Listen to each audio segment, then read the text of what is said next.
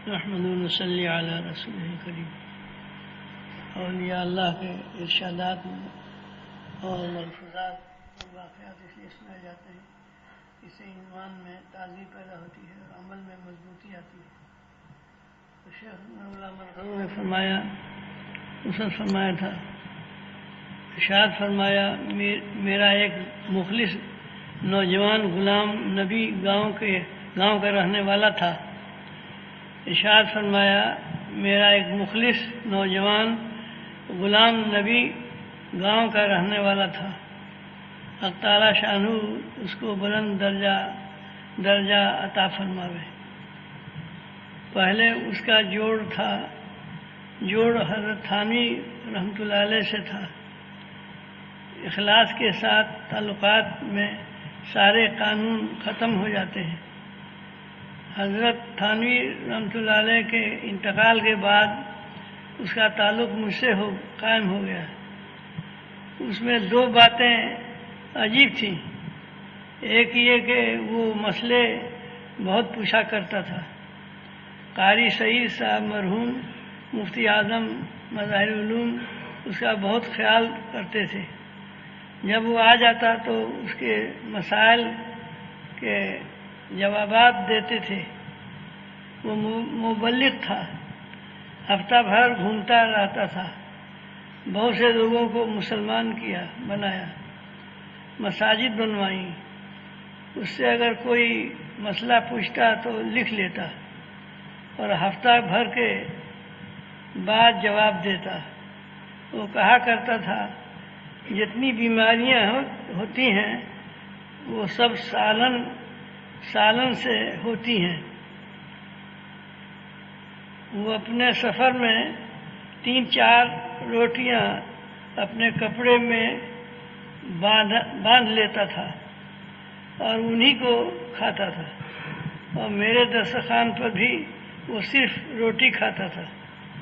دوسری بات یہ تھی کہ وہ بعض دفعہ مجھ پر بھی اعتراض کر دیتا تھا۔ مخلص آدمی جب اعتراض کرتا ہے تو تکلیف نہیں ہوتی۔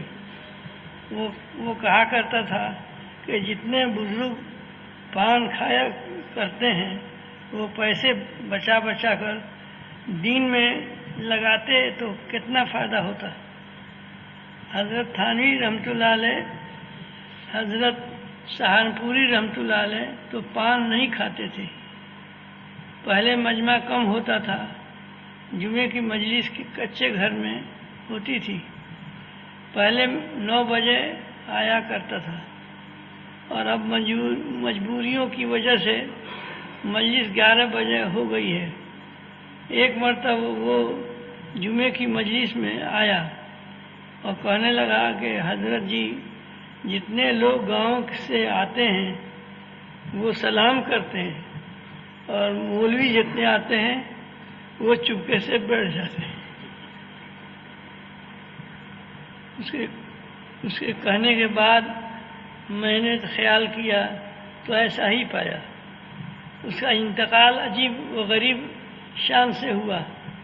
وہ میرے پاس آیا اور کہنے لگا کہ میرا حج کا ارادہ ہے، میرے پاس پیسے روپے کچھ زیادہ تو نہیں ہیں، مگر میں دلی تبلیغ کے لیے جا رہا ہوں۔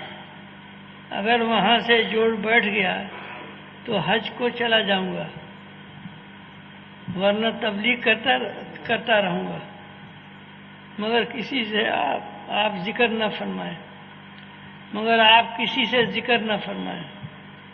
لوگ اس کے بارے میں مجھ سے پوچھتے رہتے تھے۔ میں ان سے کہتا تھا کہ وہ تبلیغ میں گیا ہے۔ پھر اس کا بمبئی سے خط آیا کہ وہ سفر حج کے لیے روانہ ہوگا۔ حج سے فراغت کے بعد اس کی واپسی ہوئی۔ واپسی میں سخت بیمار ہوا۔ بمبئی میں احباب نے اس کا سامان وغیرہ دیکھ کر پتہ چلایا کہ اس کا مجھ سے بھی تعلق ہے۔ چنانچہ لوگوں نے ٹکٹ وغیرہ خرید کر اس کو ٹرین پر سوار کر دیا وہ سہارنپور آیا اور یہاں سے وہ اپنے گاؤں چلا گیا۔ بخار کی حالت میں اس کا ہر چیز کھانے کو جی چاہتا تھا۔ لوگ کہتے تھے کہ پہلے تو کھاتا نہیں تھا، اب کیا ہو گیا؟ میں نے کہا کہ جو اس کے مقدر میں ہے وہ تو کھا کر جائے گا۔ ارشاد فرمایا، ایک بزرگ سے کسی نے پوچھا کہ آپ روزانہ کیا خرچ کرتے ہیں؟ انہوں نے کہا کہ سال بھر میں 3 درہم۔ انہوں نے بتایا کہ 1 درہم کا شیرہ لیتا ہوں اور 1 درہم کا چوڑا اور 1 درہم کا گھی اور اس کے 360 لڈو بنا لیتا ہوں۔ روزانہ افطار میں 1 لڈو کھا لیتا ہوں۔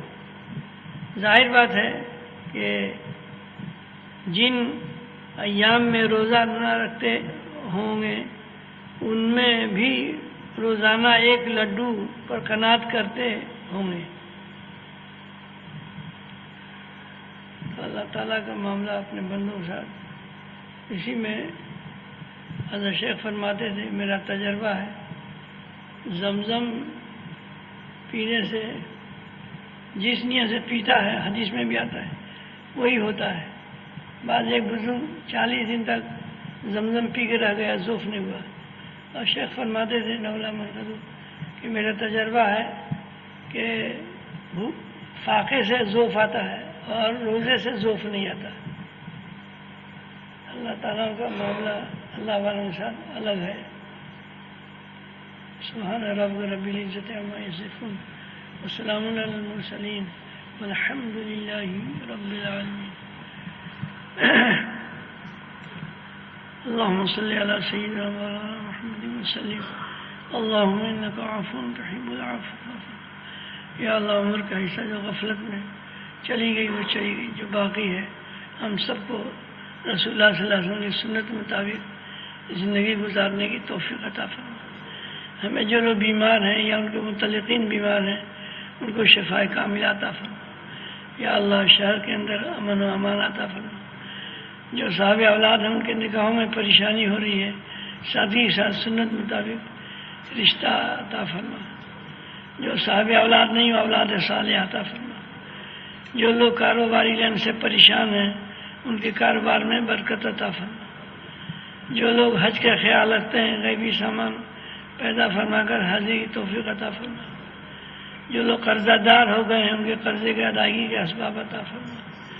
حدیث میں آتا ہے کہ اللہم اکفنی بحلالک عن حرامک واغننی بفضلک من سواک۔ اگر بہت پہاڑ کا بھی قرضہ ہو اور 70 دفعہ روزانہ پڑھے تو اس کا اللہ تعالیٰ غیب سے قرضے کی ادائیگی کا سامان کر دیں گے۔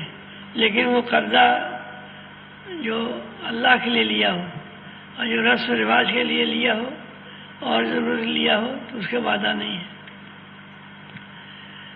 یا اللہ، ہمیں بڑوں کا ادب نصیب فرما، چھوٹوں کو شفقت نصیب فرما۔ آج ہمارے مزاجوں سے مان نہ نکل رہا ہے، نہ باپ کے مان ہے، نہ ماں کے مان ہے، نہ استاد کے مان ہے، نہ پیر کے مان ہے، مان ہے اپنے نفس کا جو سب سے بڑا دشمن ہے۔ یا اللہ، نفس و شیطان کے مکر و فریب سے ہم سب کی حفاظت فرما۔ ہم سب کو اپنے اپنے وقت پر کامل ایمان پر خاتمہ نصیب فرما۔ ربنا تقبل منا انک انت السمیع العلیم برحمتک یا ارحم الراحمین۔ صلی اللہ علیہ وسلم۔